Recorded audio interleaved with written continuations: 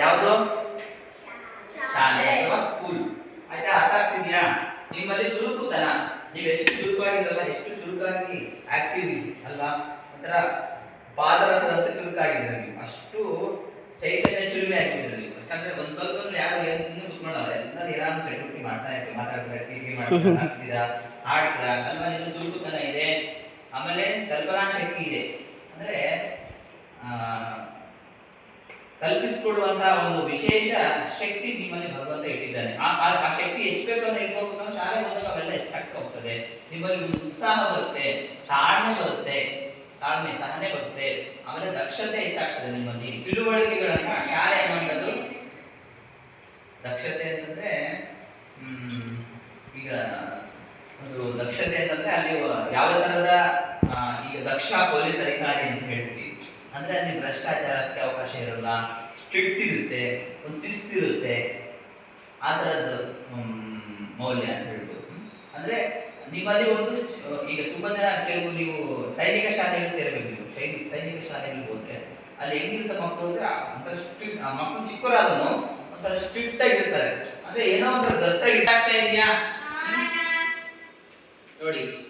ಈ ತರಗತಿ ಸಾಮಾನ್ಯವಾಗಿ ಪ್ರತಿದಿನ ಏನ್ ಮಾಡ್ತೀರಾ, ಸ್ಕೂಲ್ ಹೋಗ್ಬೇಕಾದ್ರೆ ಏನ್ ಮಾಡ್ತೀರಾ, ಲಂಚ್ ಬ್ಯಾಗ್ ಇಟ್ಕೊಂಡು ಹೋಗ್ತೀರಾ, ಆಮೇಲೆ ಬ್ಯಾಗ್ ಇರುತ್ತೆ, ಯೂನಿಫಾರ್ಮ್ ಎಲ್ಲ ಹಾಕೊಂಡು ಹೋಗ್ತೀರಾ. ಆಯ್ತಾ? ಹೋಗ್ದಂಗೆ ಹೋಗ್ತೀರಾ, ಫಸ್ಟ್ ತಗೊಂಡ ಬ್ಯಾಗ್ ಇಡ್ತೀರಾ, ಸ್ಕೂಲ್ ರೂಮ್ ಅಲ್ಲಿ ನೀವು ಬೆಂಚ್ ಅಲ್ಲಿ ಇಡ್ತೀರಾ, ಆಮೇಲೆ ಹೋಗಿ ಸ್ಕೂಲ್ ರೂಮ್ ಅಲ್ಲಿ ಇಡ್ತೀರಾ. ಆ ನಂತರ ಓದ್ನ ಸ್ವಲ್ಪ ಏನಾಗುತ್ತೆ, ಬೆಲ್ ಆಗುತ್ತೆ. ಬೆಲ್ ಆದ್ಮೇಲೆ ಏನ್ ಮಾಡ್ತೀರಾ ನೀವು, ಅಸೆಂಬ್ಲಿ ಸೇರ್ತೀರಾ, ಸಭೆ ಸೇರ್ತೀರಾ. ಸಭೆ ಸೇರಿ ಏನ್ ಮಾಡ್ತೀರಾ, ಗುರು ಬ್ರಹ್ಮ ಗುರು ವಿಷ್ಣು ಹೇಳ್ತೀರಾ. ಆಯ್ತು, ಆಮೇಲೆ ಅದಾದ್ಮೇಲೆ ಏನ್ ಹೇಳ್ತೀರಾ, ಪ್ರತಿಜ್ಞೆ ಹೇಳ್ತೀರಾ. ಆಮೇಲೆ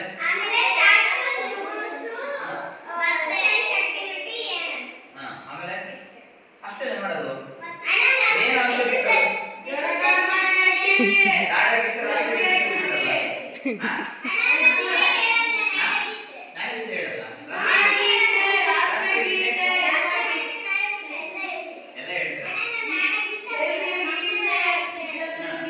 ನೋಡಿ. ಶಾಲೆ ಹೋದಾಗ ಬೆಲ್ ಹೊಡಿತಾರೆ. ಅನೇಕ ಕಡೆಗಳಲ್ಲಿ ಫಸ್ಟ್ ಎಲ್ಲರೂ ಲೈನ್ ಮಾಡಿಸಿ ಶಿಸ್ತಾಗಿ ನಿಂತ್ಕೊಳ್ತಾರೆ, ಆಮೇಲೆ ಒಂದರನ್ನು ಡಬಲ್ ನಿಲ್ಲಿಸ್ತಾರೆ, ಆ ಥರ ಶಿಸ್ತಿರುತ್ತೆ. ಆನಂತರ ಫಸ್ಟ್ ಏನ್ ಮಾಡ್ತಾರೆ, ಸಾಮಾನ್ಯವಾಗಿ ನಾಡಗೀತೆ ಹೇಳ್ತಾರೆ, ಆನಂತರ ರಾಷ್ಟ್ರಗೀತೆ ಹೇಳಿಸ್ತಾರೆ. ಅಥವಾ ರಾಷ್ಟ್ರಗೀತೆ ಮುಂಚೆ ರಾಷ್ಟ್ರಗೀತೆ ಅಂತ ಏನು ಮಾಡಬಾರ್ದು ಅಂತ ನಾಡಗೀತೆ ಆದ ನಂತರ ಮಧ್ಯಕ್ಕೆ ಕೇಳ್ಕೊಳ್ಳೋದು ಅಥವಾ ತಾಡ್ಸ್ ಹೇಳೋದು ಸಂಸ್ಕೃತಿ ಇಟ್ಕೊಂಡಿದ್ದಾರೆ ಕೆಲವು ಶಾಲೆಗಳಲ್ಲಿ. ನಾನು ಶಾಲೆಯಲ್ಲಿ ಪಾಠ ಮಾಡೋದ್ರಿಂದ ಅದು ನಮಗೂ ಅದು ಕ್ರಮ ಗೊತ್ತಾಗಿದೆ. ಹಾಗಾಗಿ ಯಾವ ಶಾಲೆ ಅದೇ ರೀತಿ ಆಮೇಲೆ ಹಾಗಾಗಿ ಸಾಮಾನ್ಯವಾಗಿ ಶಿಷ್ಟಾಚಾರ ಇರುತ್ತೆ. ಇದೆಲ್ಲ ಮುಗಿಸ್ಕೊಂಡು ಲೈನ್ ಆಗಿ ನೀವು ಶಾಲೆಗೆ ಹೋಗ್ತೀರಿ, ಅದರಲ್ಲಿ ನಿಮ್ಮ ಕೊಠಡಿಗೆ ಕುತ್ಕೊಂತಾರೆ. ಕೆಲವು ಶಾಲೆಗಳಲ್ಲಿ ಹೆಂಗಿದೆ ಅಂದ್ರೆ ಮತ್ತೆ ಅದು ಪ್ರೇಯರ್ ಮಾಡ್ತಾರೆ, ಅದು ಹೇಳ್ಬೋದು ನಮ್ಮ ಇಷ್ಟ, ಮತ್ತೆ ಹೋಗಿ ನಿಮ್ಮ ಕ್ಲಾಸ್ಗೆ ಬಂದು ಹೇಳ್ತೀರ. ಅದು ಏನೋ ಅದು ಶಿಸ್ತು ಅಲ್ವಾ. ಆಮೇಲೆ ಶಾಲೆಗೆ ಯಾರೇ ಬರಲಿ ಫಸ್ಟ್ ನಿಂದ ಆಗ್ತಿದ್ದಂಗೆ ಸರ್ ಬರ್ತಾರೆ. ಸರ್ ಬಂದಾಗ ನೀವು ಕುತ್ಕೊಂಡಿರ್ತಾರೆ, ಎದ್ದು ನಿಂತ್ಕೊಂಡ್ರೆ